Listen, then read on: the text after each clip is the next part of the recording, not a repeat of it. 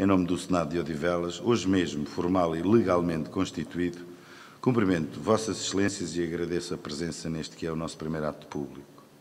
Odivelas precisa de evidenciar um marco comum identitário que a projete no futuro, livre do ónus de ser uma urbe apenas às portas da capital. Aqui não é apenas o lugar suburbano onde se acumulam gentes vindas de todos os cantos para todos os dias irem dar vida e brilho à capital. Não, aqui há identidade. Há um marco que existe em todos nós desde a aurora da existência desta terra: construir. E é esse marco que deve ser posto ao serviço de uma identidade que vá além da definição da terra onde a fidalguia se serviu de umas frenéticas freiras e senhoras aqui depositadas por interesses diversos. Odivelas sempre foi muito mais do que isso. Primeiro propriedade privada de Dom Dinis, ainda antes dele ser rei e, portanto, propriedade não pertencente à coroa, foi aqui, em suas terras próprias, que ele mandou construir e instalar o convento de São Dionísio e São Bernardo, para onde trouxe freiras e 5 padres, e até hoje ainda ninguém conseguiu descodificar a razão de um rei querer, de aflitos, perdoem-me a expressão, aqui vir plantar freiras e com elas encarcerar uma das suas filhas. Estou certo e convicto que o tempo explicará um dia tal mistério. Facto é que, à volta da serventuária deste mosteiro, que nasceu, enfim, aquilo que se poderia dizer a proto-Odivelas, um casario rural e modesto, primeiro habitado por pedreiros, não sei se livres ou não, e depois por serventes dos ocupantes do mosteiro. De novo, a ideia de construir. É certo que a história se encarregou de registar como se serviu a fidalguia das freiras e das senhoras ali depositadas ao longo dos séculos, por interesses diversos. Mas Odivelas está muito além do amor da namora com Dom Afonso VI, além da paixão desenfreada de Dom João V pela sua madre Paula. Odivelas está além dos bastardos do rei aqui concebidos, paridos e criados e depois enviados para Palhavã. É redundante imaginar que Odivelas nasceu da promiscuidade e fornicação freirática proporcionada à fidalguia, aquela que Camilo Castelo Branco tão bem descreveu em A Caveira do Mártir. O que se passou dentro dos muros do mosteiro por lá ficou. Mas Odivelas está muito além disso. Aqui também arribaram homens de cultura, poetas e trovadores, empenhados em outros devires muito mais elevados que a simples fornicação das freiras. Daqui também partiu para terras de Veracruz o carpinteiro, mestre de obras e arquiteto Manuel Francisco Lisboa, cujo nome está ligado, como sabeis, às principais obras executadas na terra do pau-brasil na primeira metade do século XVIII, designadamente na construção da igreja de Nossa Senhora do Carmo. Não será por acaso que estamos reunidos na capela da Nossa Senhora do Carmo.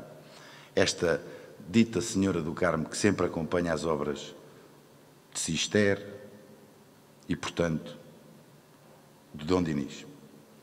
Este Manuel Francisco Lisboa foi pai e mestre do escultor António Francisco Lisboa, símbolo do barroco brasileiro, conhecido por o Aleijadinho, cujo cognome se deve ao facto, como sabeis, de ter esculpido, mesmo depois de ter ficado tolhido das mãos.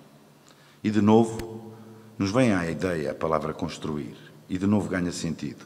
Foi destas terras de Odivelas que essa gente se foi até aos Brasis, e onde hoje o nome deles é celebrado, ao contrário dos anteriores presidentes de Câmara de cá, que teimaram em manter esses nomes afastados do nome de Odivelas. Foi aqui que a fidalguia, como Almeida Garré ou António Sanches do Noronha, se reuniu nos famosos outeiros, envoltos na palavra e na poesia. Depois veio o fim das ordens religiosas. A envolvência urbana do mosteiro manteve-se limitada, como sabemos. Mesmo depois de aqui se ter instalado o Instituto de Odivelas, que sempre viveu fechado sobre si próprio para dentro do mosteiro, divorciado das populações que emergiram à sua volta. Ao tempo, populações rurais, serventuárias do mosteiro e pouco mais. Mas já no século XX, a urbe expande-se. Porquê? Porque é no século XX que o povo deixa de servir a fidalguia e hoje haverá outra, no dizer de alguns, mas isso são conversas para outros sítios. É facto que um simples mexer na história nos revela uma Odivelas com identidade própria. A urbe cresceu. Gente vinda dos mais diversos orientes aqui arribou e se instalou. Aquilo que é hoje o território de Odivelas construiu-se talvez, diria eu atrevidamente, em 3 grandes momentos. De um reduzido núcleo rural existente em volta do mosteiro de São Dionísio e São Bernardo, Surge depois, já na primeira metade do século XX, um primeiro fluxo migratório, já livre da canga serventuária às freiras e fidalgos que, entretanto, daqui se foram.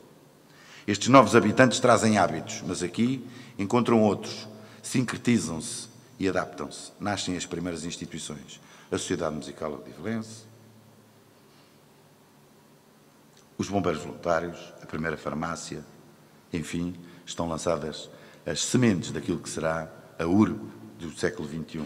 Na segunda metade do século XX, chega depois uma leva de gerações que trazem consigo a grande expansão urbanística, mas sempre virados para Lisboa. Reativa-se, no entanto, a vida social. Renasce a paróquia, os correios e outras instituições aqui se fundam. E, finalmente, já no dialbar do século XXI, já com o Conselho em curso, emerge uma terceira vaga de odivelenses que preenche as últimas urbanizações, dando origem à parte mais nova do Conselho. São todos eles que oferecem massa crítica para que Odivelas se possa afirmar civilmente num quadro de exercício de cidadania, não partidária, mas sim política.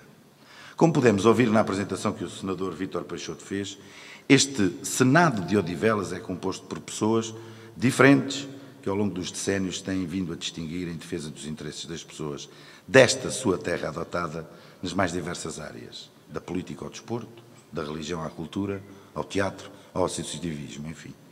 O Senado de Odivelas é, portanto, uma associação de direito privado que tem por objetivo refletir sobre as necessidades da comunidade odivelense no médio e no longo prazo, considerando as especiais características desta urbe que emergiu, como vos digo, desta síntese entre a herança histórica e a realidade urbana que os séculos nos impuseram. Desta análise resultam dois grandes grupos, os que chegaram ao longo do século XX e os que integram um grupo mais recente, este último mais interessado na afirmação dos seus núcleos familiares do que no coletivo.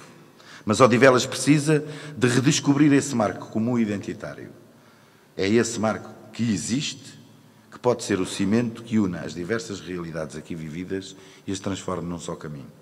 Foi nesta convicção que as 11 pessoas que Vítor Peixoto aqui apresentou hoje, 11 odivelenses por nascimento, adoção ou devoção, vindos dos mais diversos orientes, como disse, se uniram à volta da necessidade de olhar e pensar Odivelas de uma forma despretensiosa, mas sustentada, despartidarizada, mas política, descomprometida, mas empenhada.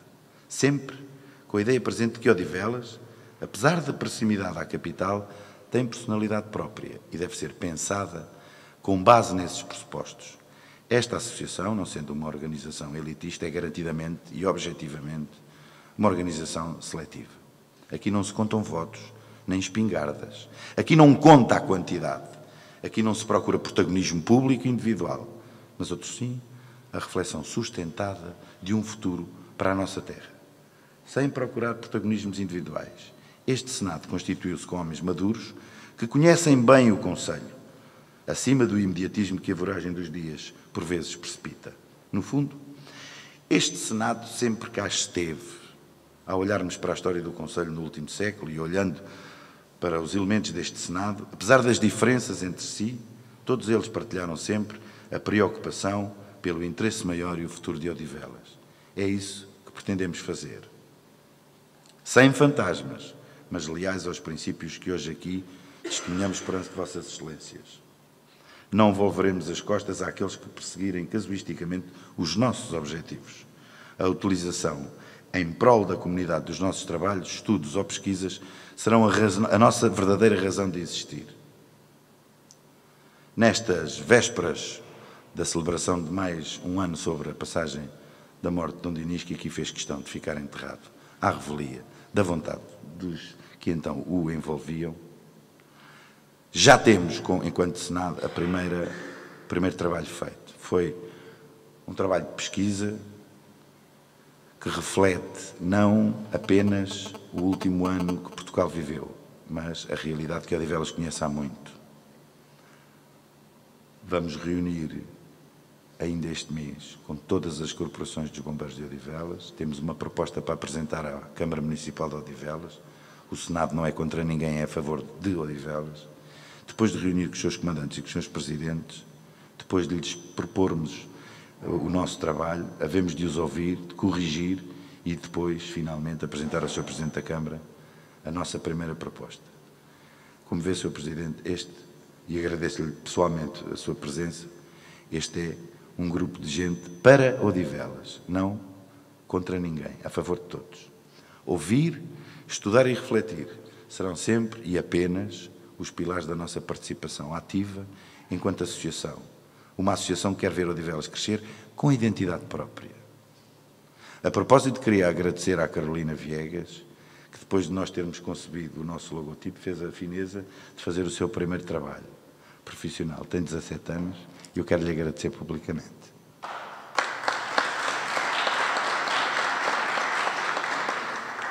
Como dizia, ouvir, estudar e refletir serão os pilares da nossa participação ativa enquanto associação.